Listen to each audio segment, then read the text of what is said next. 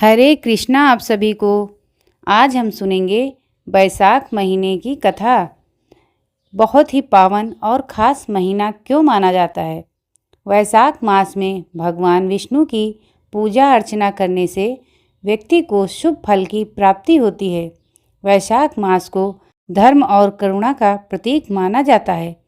मान्यता है कि इस महीने में भगवान परशुराम और गौतम बुद्ध का जन्म हुआ था। इस पूरे माह में वैशाख मास की कथा महात्म्य पढ़ने से भगवान विष्णु की कृपा प्राप्त होती है।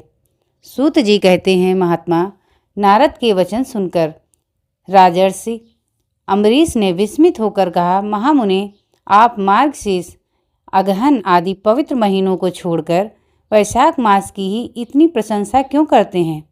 उसी को सब मासों में श्रेष्ठ क्यों बतलाते हैं?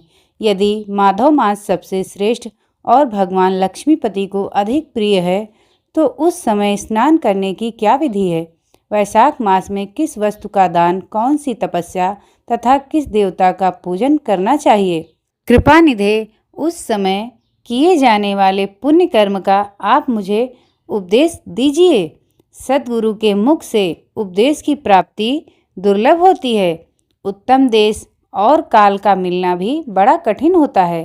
राज्य प्राप्ति आदि दूसरे कोई भी भाव हमारे हृदय को इतनी शीतलता नहीं प्रदान करते जितना कि आपका यह समागम। नारद जी ने कहा, राजन सुनो, मैं संसार के हित के लिए तुमसे माधव मास की विधि का वर्णन करता हूँ। जैसा कि पूर्व काल में ब्रह्मा जी ने बतलाया था, पहले तो जीव का भारतवर्ष में जन्म होना ही दुर्लभ है, उससे भी अधिक दुर्लभ है वहाँ मनुष्य की योनि में जन्म। मनुष्य होने पर भी अपने अपने धर्म के पालन में प्रवृत्ति होनी तो और भी कठिन है। उससे भी अत्यंत दुर्लभ है भगवान वासुदेव में भक्ति, और उसके होने पर भी माधव मास में स्नान आदि का सुयोग मिलना तो और भी कठिन है। राजेंद्र, जिन लोगों ने वैशाख मास में भली भांति के उपचारों द्वारा मधु दैत्य के मारने वाले भगवान लक्ष्मीपति का पूजन कर लिया, उन्होंने अपने जन्म का फल पा लिया। भला कौन सी ऐसी अत्यंत दुर्लभ वस्तु है जो वैशाख के स्नान तथा विधि पूर्वक भगवान के पूजन से नहीं प्राप्त होती?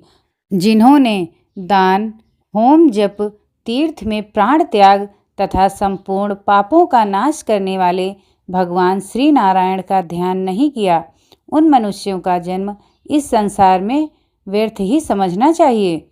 जो धन के रहते हुए भी कंजूसी करता है, दान आदि किए बिना ही मर जाता है, उसका धन व्यर्थ है।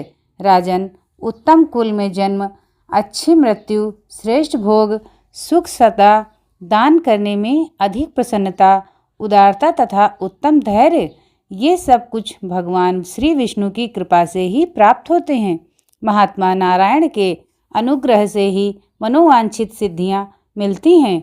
जो कार्तिक में, माघ में तथा माधव को प्रिय लगने वाले वैशाख मास में स्नान करके मधुहंता लक्ष्मीपति दामोदर की विशेष विधि के साथ भक्तिपूर्वक पूजा करता है और अपनी शक्ति के अनुसार दान देता है, वह मनुष्य इस लोक का सुख भोग कर अंत में श्री हरि के पद को प्राप्त होता है। भूप जैसे सूर्योदय होने पर अंधकार नष्ट हो जाता है, उसी प्रकार वैशाख मास में प्रातः स्नान करने से अनेक जन्मों की उपार्जित पाप राशि नष्ट हो जाती है। यह बात ब्रह्मा जी ने मुझे बताई थी। भगवान श्री विष्णु ने माधव मास की महिमा का विशेष प्रचार किया है, अतः इस महीने के आने पर मनुष्यों को पवित्र करने वाले पुण्य जल से परिपूर्ण गंगा तीर्थ, नर्मदा तीर्थ, यमुना तीर्थ अथवा सरस्वती तीर्थ में सूर्योदय से पहले स्नान करके भगवान मुकुंद की पूजा करनी चाहिए। इससे तपस्या का फल भोगने के पश्चात अक्षय स्वर्ग की प्राप्ति होती है। भगवान श्री नारायण अनामय, रोग व्याधि से रहित हैं। उन गोविंद देव की आराधना करके तुम भगवान का पद प्राप्त कर लोगे। राजन, देवाधिदेव लक्ष्मीपति पापों का नाश करने वाले हैं।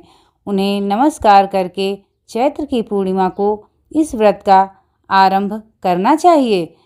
व्रत लेने वाला पुरुष यमनियों का पालन करे, शक्ति के अनुसार कुछ दान दे, हविष्यान्न भोजन करे, भूमि पर सोए, ब्रह्मचर्य व्रत में दृढ़ता पूर्वक स्थित रहे तथा हृदय में भगवान श्री नारायण का ध्यान करते हुए कुछ आदि तपस्याओं के द्वारा शरीर को सुखाए।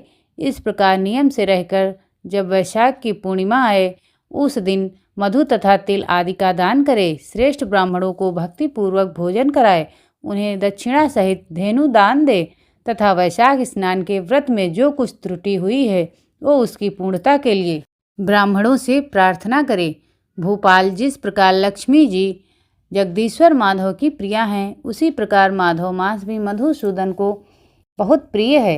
इस तरह उपयुक्त नियमों का पालन नियम पूर्वक 12 वर्षों तक वैशाख स्नान करके अंत में मधुसूदन की प्रसन्नता के लिए अपनी शक्ति के अनुसार व्रत का उद्यापन करें। अम्बरीश, पूर्व काल में ब्रह्मा जी के मुख से मैंने जो कुछ सुना था वह सब वैशाख मास का महात्म्य तुम्हें बता दिया।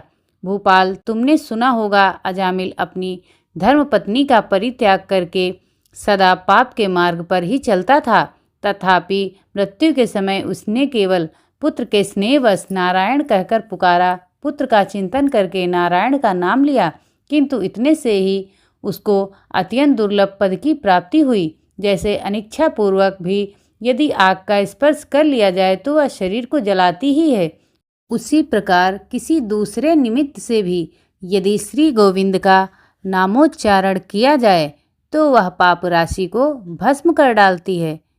तथा जीव विचित्र हैं, जीव की भावनाएं विचित्र हैं, कर्म विचित्र हैं तथा कर्मों की शक्तियां भी विचित्र हैं। शास्त्र में जिसका महान फल बताया गया है वही कर्म महान है, फिर वह अल्प परिश्रम साध्य हो या अधिक परिश्रम साध्य से भी बड़ी वस्तु का नाश होता देखा जाता है। जरा सी चिंगारी का से बोझ के बोझ तिनके स्वाहा हो जाते हैं। जो श्री कृष्ण के भक्त हैं उनके अनजान में किए हुए हजारों हत्याओं से युक्त भयंकर पातक तथा चोरी आदि पाप भी नष्ट हो जाते हैं। वीर, जिनके हृदय में भगवान श्री विष्णु की भक्ति है, वह विद्वान पुरुष यदि थोड़ा सा पुण्य कार्य करता है तो वह अक्षय फल देने वाला होता है। अतः माधव मास में माधव की भक्ति पूर्वक आराधना करके मनुष्य अपनी मनोवांछित कामनाओं को प्राप्त कर लेता है। इस विषय में संदेह नहीं करना चाहिए। शास्त्रोक्त विधि से क्या जाने वाला छोटे से छोटे कर्म क्यों न हो, उसके द्वारा बड़े से बड़े पाप भी क्षय हो जाते हैं तथा उत्तम कर्म की वृद्धि होने लगती है। राजन, भाव तथा भक्ति दोनों की अधिकता से फल में अधिकता होती है। धर्म की गति सूक्ष्म है, वह कई प्रकार से जानी जाती है। महाराज, जो भाव से हीन हैं, जिनके हृदय में उत्तम भाव एवं भगवान की भक्ति नहीं है, वह अच्छे देश तथा काल में जाकर जीवन भर पवित्र गंगा जल से नहाता और दान देता रहे तो भी वह कभी शुद्ध नहीं हो सकता, ऐसा मेरा विचार है। अतः अपने हृदय में कमल में शुद्ध भाव की स्थापना करके वैशाख मास में प्रातः स्नान करने वाला जो विशुद्ध चित्त पुरुष भक्ति पूर्वक भगवान लक्ष्मीपति की पूजा करता है, उसके पुण्य का वर्णन करने की शक्ति मुझ में नहीं है। अतः भूपाल, तुम वैशाख मास के फल के विषय में विश्वास करो। छोटा सा शुभ कर्म भी सैकड़ों पाप कर्मों का नाश करने वाला होता है। जैसे हरि नाम के भय से राशि राशि पाप नष्ट हो जाते हैं, उसी प्रकार सूर्य के मेष राशि में स्थित होने के समय प्रातः स्नान से तथा तीर्थ में भगवान की स्तुति करने से भी समस्त पापों का नाश हो जाता है। जिस प्रकार गरुड़ के तेज से सांप भाग जाते हैं, उसी प्रकार प्रातःकाल वैशाख स्नान से करने से पाप पलायन कर जाते हैं।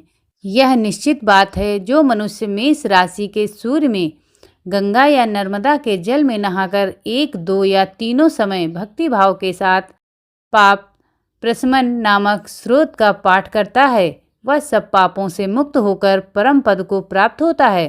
अम्बरीश, इस प्रकार मैंने थोड़े में यह वैशाख स्नान का सारा महात्म्य सुना दिया। अब और क्या सुनना चाहते हो, कृपा करके बताओ। अगर ये कहानी आपको अच्छी लगे, ऐसे ही ज्ञानवर्धक और रोचक कहानियाँ सुनने के लिए वीडियो को लाइक और चैनल को सब्सक्राइब कीजिए। धन्यवाद।